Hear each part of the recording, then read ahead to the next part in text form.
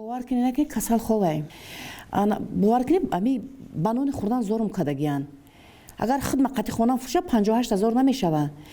همسر پیشینی محموراد اودینف معاون رئیس حزب سوسیال دموکرات که به 14 سال زندان محکوم شده است به هر در میزند تا اقلا فرزندانش را از بازداشت رها کند.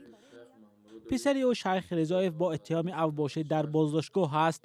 پسر دیگرش حبیب الله رضایف هم با همین اتهام 58,000 سامانی جریمه شده است. این مادر باور دارد که همه این اتهام به خاطر پدر آنهاست. احتراما خواهش من پرزیدنت محترم که من همچون مادر قبول کنم. چی میخواید؟ میخوام که فرزنده ما اوضاع یا اودینه محمورو در کار بود. یا اودینه محمورو در کار بود. نه که برای چی این اویلا را این قدر این اولاد یا شکنجه دادن؟ برای چی؟ یادا که اودینه محمورو در کار بود. همه را میره قبیدن گرفتن. نه که شکستنش ما میره دیدیم در سود. وای میو نداشت، وای چشم نداشت. بجز از دو پسر، خود محموراد اودینف از ماه دکبر سال گذشته به این طرف در بازداشتگاه است.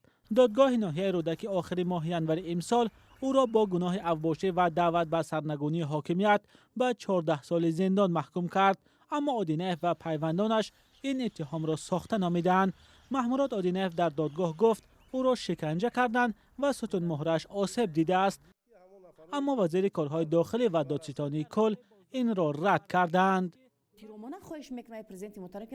حالا مهرنگار رضایی و امید دارد که مقامات پسرانش را رها کرده فشار بالای خانواده را کم میکنند. هرچند مقامات تاجیک در گذشته فشار به خانواده اودینف را رد کرده این عائله را ناسالم گفتند.